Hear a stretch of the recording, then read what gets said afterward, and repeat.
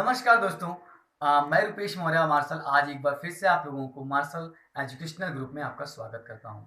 आप लोगों को अकाउंट्स की पूरी ट्रेनिंग धीरे-धीरे इस चैनल पे माध्यम से मैं देना शुरू कर दिया हूं। तो आज जो मैं आपके बीच लेके आया हूं वो सबसे बड़ी चीज़ है, सबसे बड़ी अहम चीज़ है कि जिसके लिए आप लोग अकाउंट्स में हमेशा परेशान हैं। और आप लोग चाहे इंटर कर लो, चाहे बीकॉम कर लो, चाहे एमकॉम कर लो, इसकी प्रॉब्लम आपको बराबर आती रहती है। तो वो प्रॉब्लम क्या है? वो प्रॉब्लम है कि खर्चों का बंटवारा, यानी कि खर्चे जो हमारे हैं वो कैसे उसको हम लोग डायरेक्ट एक्सपेंस में ले जाते हैं और कैसे इनडायरेक्ट एक्सपेंस में ले जाते हैं। इसके पहले जो वीडियोस हमने बनाई उसमें हमने trading account, profit and loss और बैलेंस शीट के बारे में बताया, पूरा परफॉर्मा आपको बताया। अब इसके बाद अगर आपने परफॉर्मा नहीं देखा है तो फिर पिछली वीडियो में आप जाकर के देख सकते हैं। तो अब आज को आपको बताने जा रहा हूँ कि इस परफॉर्मा में जैसे मैंने ट्रेडिंग अकाउंट बताया था, तो ट्रेडिंग अकाउंट में हम लोग डायरेक्ट एक्सपेंसेस को लिखते हैं और प्रॉफिट एंड लॉस में आपको हमने प्रॉफिट एंड लॉस अकाउंट में हम लोग पूरा इनडायरेक्ट एक्सपेंस को हम लोग लिखते हैं। तो अब क्या है कि जो डायरेक्ट एक्सपेंस है और इनडायरेक्ट एक्सपेंस है वो कैसे हम लोग जानेंगे कि कोई चीज खर्चा है तो वो डायरेक्ट कैसे माना जाएगा और कैसे कोई खर्चा है तो इनडायरेक्ट माना जाएगा। तो डायरेक्ट खर्चे ऐसे खर्चे जो किसी वस्तु के उत्पादन में प्रत्यक्ष रूप से यूज होते हैं वो होते हैं डायरेक्ट खर्चे। और ऐसे खर्चे जो किसी वस्तु को बेचने में इस्तेमाल किए जाते हैं वो सब क्या हो जाते हैं, वो इनडायरेक्ट होते हैं। तो जैसे कि बनाने और बेचने का ये कॉन्सेप्ट अगर आपने दिमाग में डाल लिया तो एकदम कभी डायरेक्ट इनडायरेक्ट आपको याद करने में दिक्कत नहीं होगी। बनाने से संबंधित खर्चे, कोई भी खर्चा आया तो समझिए कि वो बनाने के लिए उस खर्चे को किया गया है या उसको बेचने के लिए किया गया है। तो चलिए पहले बनाने वाला यानी डायरेक्ट एक्सपेंस बताता हूँ।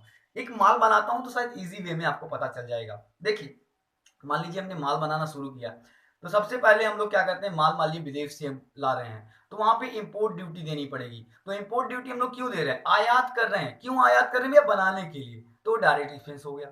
फिर वो माल बंदरगाह पे आ गया, वहां पे हमने डॉक चार्जेस दिया। वो डॉक चार्जेस क्यों दिया सर, इसलिए कि माल बनाना है। फिर वहां से हम लोगों ने क्या किया कि ट्रक में माल लोड कराया और हमारी फैक्ट्री तक वो माल आएगा। माल आएगा तो उसको हम लोग गाड़ी भाड़ा देंगे।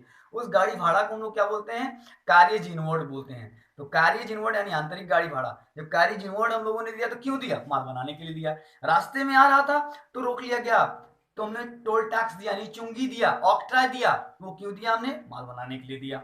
तो जब ऑक्ट्रा हो गया, अब रास्ते में माल आ गया तो माल रखेंगे कहां सर, फैक्ट्री में। फैक्ट्री में माल क्यों रख रहे हैं भाई, फैक्ट्री क्यों लिया हमने, माल बनाने के लिए। तो फैक्ट्री का जो किराया जा रहा है, फैक्ट्री रेंट जा रहा है, वो क्या होगा, डायरेक्ट एक्सपेंस होगा। फैक्ट्री में माल आके रख लिया गया। अब उसके बाद क्या हो रहा है सर, फैक्ट्री में अंधेरा है तो हम लोगों ने लाइट जलाई। तो फैक्ट्री में लाइट क्यों जलाई सर, माल बनाने के लिए। तो फैक्ट्री लाइट भी क्या हो गया, डायरेक्ट एक्सपेंस हो गया। इसके अलावा अब हमने माल बनाने के लिए क्या होगा, सारा कुछ आ गया हमारा। अब क्या चाहिए सर, अब हमको सर माल बनाने के लिए कौन चाहिए, लेबर चाहिए। वहां पे अधिकारियों की जरूरत हमको नहीं है। तो लेबर को क्या दिया जाता है, मजदूरी दी जाती है, उनको सैलरी नहीं दी जाती। यानी कि डेली के एक्सपेंसेस इनको दिए जाते हैं, डेली वेजेस दिए जाते हैं। तो वेजेस भी क्या है आपका, डायरेक्ट एक्सपेंस। लेबर का इस्तेमाल क्यों करते हैं सर, माल बनाने के लिए। तो वो भी क्या हो जाता है आपका, डायरेक्ट एक्सपेंस हो जाता है।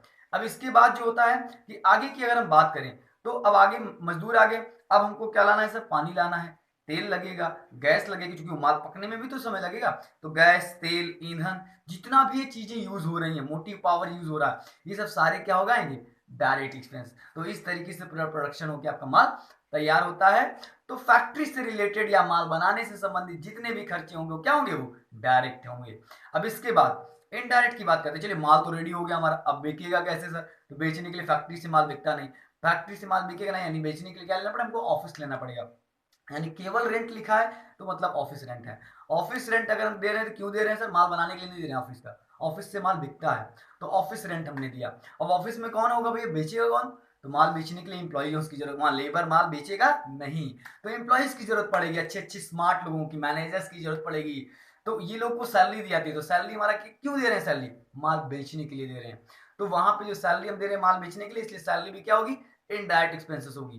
इसके बाद क्या हो रहा है कि सैलरी हो गई, ऑफिस हो गया, ऑफिस का रेंट हो गया, ऑफिस में भी लाइट लगा दी, ऑफिस लाइट हो गया, ये सब इनडायरेक्ट एक्सपेंसेस होंगे। लेकिन अब क्या है कि माल बिकेगा कैसे, तो सर पहले माल को हमको पैकिंग कराना पड़ेगा। तो पैकिंग एक्सपेंसेस का जो खर्चा होगा वो क्या होगा, इनडायरेक्ट। क्योंकि पैकिंग क्यों कर रहे हैं सर, माल बेचने के लिए, क्योंकि माल तुम्हारा बन के तैयार है। अब इसके बाद पैकिंग की एक्सपेंसेस होने के बाद अब माल फिर भी नहीं बिक रहा है तो सर क्या करना पड़ेगा, हमको विज्ञापन करना पड़ेगा यानी एडवर्टीजमेंट। एडवर्टीजमेंट नहीं करेंगे तो माल क्यों बिकेगा, कोई जानेगा ही नहीं। तो माल बेचने के लिए ही हम लोग एडवर्टीजमेंट भी करते हैं, इसलिए वो भी हमारा इनडायरेक्ट एक्सपेंस होगा। इसके बाद भी कस्टमर नहीं आ रहा है तो हम लोगों ने क्या किया, डिस्काउंट दिया।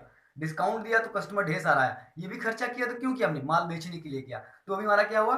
ये इनडायरेक्ट एक्सपेंस हो गया। अच्छा, उसके बाद भी माल थोड़ा कम बिक रहा है तो हमने ढेर सारे एजेंट बना लिए। एजेंट को हम लोग क्या देते हैं? कमीशन देते हैं। कमीशन क्यों दे रहे हैं एजेंट को भैया? क्योंकि माल बेचने के लिए। तो वो भी हमारा क्या होगा? इनडायरेक्ट एक्सपेंस हो गया। ऑफिस में हमने फोन लगाया कि डेली डेली हम लोग टेलीफोन करा रहे हैं, बात कर रहे हैं कस्टमर से, तो वो भी हमारा क्या होगा?